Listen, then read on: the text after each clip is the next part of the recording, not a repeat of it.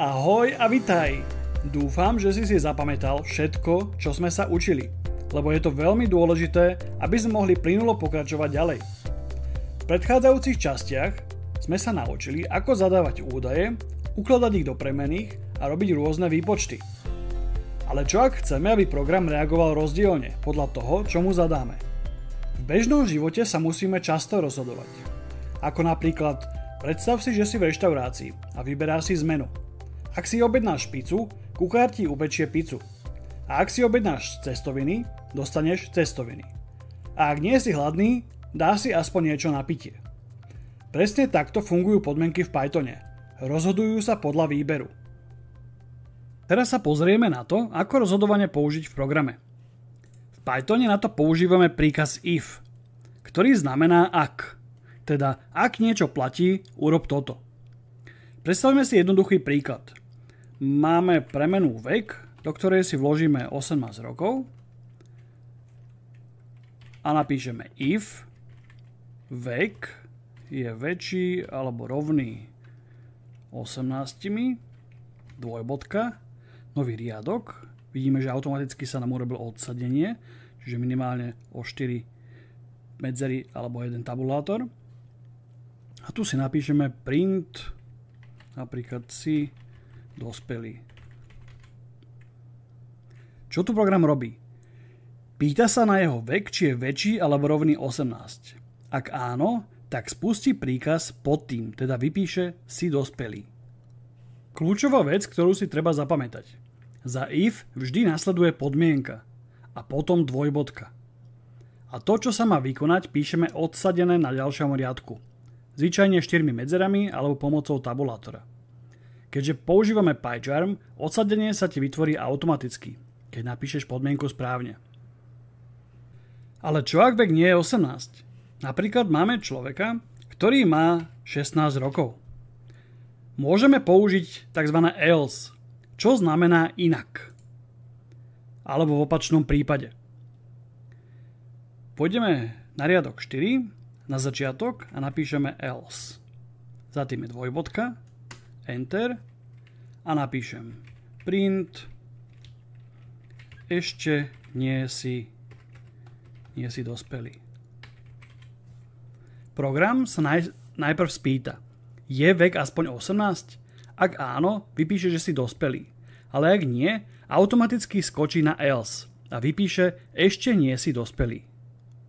A teraz si ukážeme ďalšiu možnosť, elif. To je skrátka pre else if, teda inak ak platí niečo iné. Niekedy totiž nestačí rozhodovať sa len medzi dvoma možnosťami. Potrebujeme si vybrať s viacerými. Máme tu príklad. Máme známku, ktorá je trojka a teraz sa ideme pýtať v podmienkach. Je známka rovná 1? Ak áno, vypíše výborný. Ak nie, pýta sa, je 2? Ak áno, vypíše chválitebný. A takto pokračuje, kým nenájde zhodu. Ak neplatí žiadna z podmienok, príde na rad else, ktorá je na konci a ten vypíše napríklad nedostatočný. Takže si zapamätaj. If rozhodujeme, ak niečo platí. Else urob niečo v opačnom prípade. A elif použijeme, ak máme viac možností. Tieto 3 príkazy sú úplný základ, s ktorými vieš naprogramovať už množstvo rozhodnutí. Od výpočtu veku po výber hodnotenia, alebo aj reakciu na to, čo používateľ zadal. Časté chyby. Zlé odsadenie, napríklad, že Python si bude hlásiť chyby, ak niečo nebude na správnom poriadku. Najčastejšie sa zabúda na dvojbodku. Za každým if, elif aj else musí byť dvojbodka. Takisto dochádza ku zámene rovná sa za jedno rovná sa. Lenže v Pythone vieme, že dve znamienka rovná sa znamenajú aj rovná sa. Jedno rovná sa znamienko znamená priradenie. Ukázali sme si, ako fungujú jednoduché podmienky. Napríklad, ak máš viac ako 18, si dospelý. Super, ale čo ak chceme podmienku zložiť z viacerých častí? Predstav si takúto vetu. Ak máš viac ako 16 a zároveň si zadal správne heslo, môžeš pokračovať. Takáto podmienka už obsahuje dve časti a obe musia byť splnené. V Pythone to vieme zapísať pomocou logických operátorov. Poďme si ich prejsť jeden po druhom. Začnime tým najčastejším. AND znamená a zároveň, čiže musia platiť obe podmienky. Poďme sa pozrieť na príklad. Už tu máme vek 16, môžeme sa zadať heslo, ktoré bude 1, 2, 3. A teraz si zmeníme podmienku. Ak je vek väčší ako 16 a zároveň AND heslo sa rovná, čiže 2 rovná sa, tajné 1, 2, 3, tak vtedy mu vypíšeme prístup povolený. Else dáme mu niečo nie je v poriadku. Niečo nie je v poriadku. Tu hovoríme, že ak vek je väčší ako 16 a zároveň je heslo správne, povolíme prístup. Čo si myslíš, že sa teraz stane? Máme vek 16 a tu máme podmienku, ak je vek väčší ako 16 a heslo je správne napísané. Čo sa teraz zobrazí? Ak si myslel, že niečo nie je v poriadku, máš pravdu. Pretože vek je rovný 16. Ak sme si tu dali teraz vek 17, spustíme ešte raz, prístup povolený. Pri AND musia platiť obe podmienky naraz. Ak jedna zlyhá, celé rozhodnutie padá. Druhý operátor je OR, čiže alebo. To znamená, stačí, že platí aspoň jedna podmienka. V tomto príklade sme si zadali, že deň je sobota a píšeme ak if deň je sobota alebo deň je nedeľa, tak vypíš víkend. Ak je to iný deň logicky, tak je to pracovný deň. Čiže ešte raz, ak aspoň jedno z toho platí, vypíše víkend. A ak je napríklad pondelok alebo streda, neplatí nič, takže odpoveď bude pracovný deň. Čiže pri OR stačí jedna pravda na to, aby podmienka prešla. Tretí operátor je trošku špeciálny. Not. Not znamená nie, teda úplne otočí pravdu. V tomto príklade sme si napísali, že prihlásený je false. Nie je to pravda. A if not prihlásený, tu hovoríme, ak nie si prihlásený, vypíš upozornenie. Premena prihlásený je nastavená na false, teda používateľ nie je prihlásený. Not false, to je vlastne true, takže sa spustí príkaz. Not je ako prepínač pravdy a nepravdy. Ak bolo niečo true, not z toho urobí false. Ak bolo niečo false, not z toho spraví true.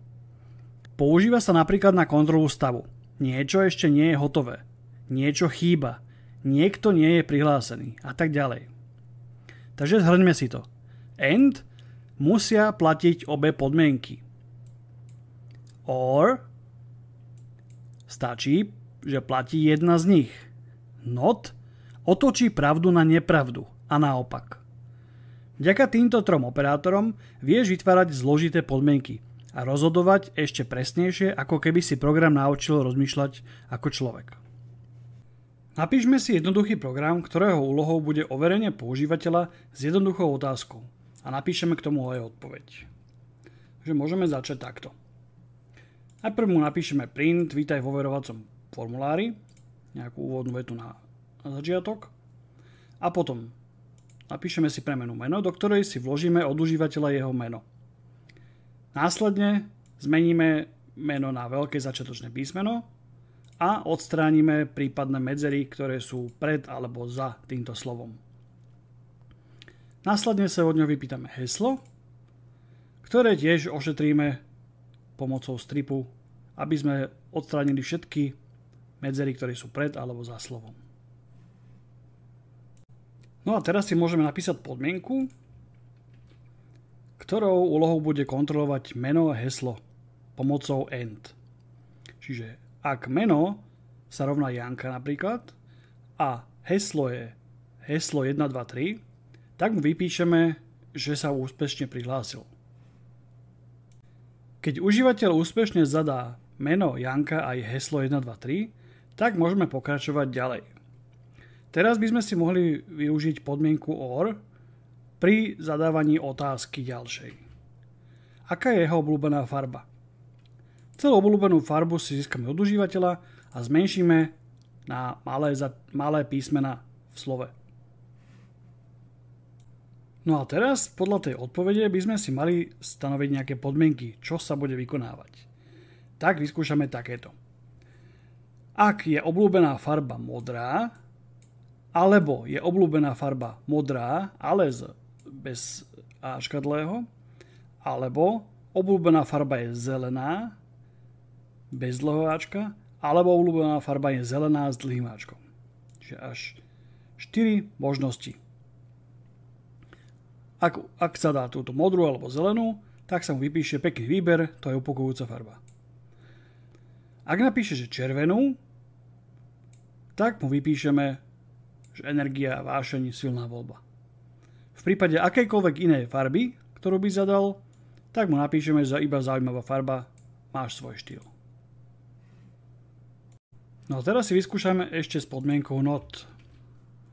Takže napíšeme premenu pokračovať a do nej sa pýtame, či chce pokračovať, nech napíše áno alebo nie.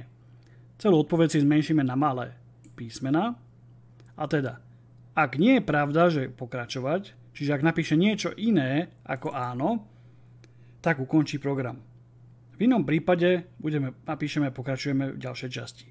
Čiže ak napíše presne áno, tak pokračujeme v ďalšej časti. Poďme si to vyskúšať. Takže zadáme meno. Mali sme to napísané Janka. Teraz heslo bolo heslo 123.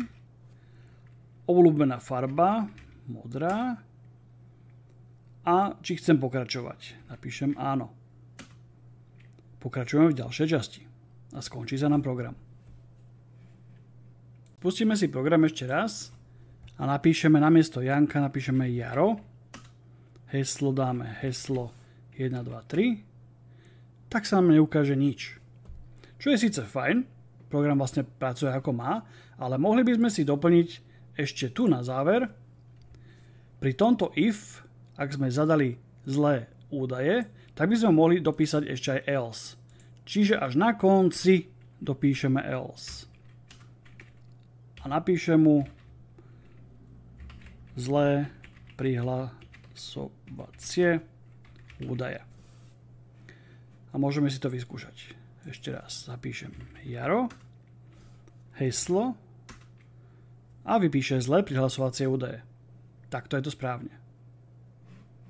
No a teraz je čas na prestávku. Ak si niečo ešte poriadne nepochopil, pozri si video znova. Prípadne choď na stránku www.redblueacademy.com a využi priamu interakciu s lektorom, ktorý ti pomôže dovysvetliť, čo budeš potrebovať. Zatiaľ ahoj!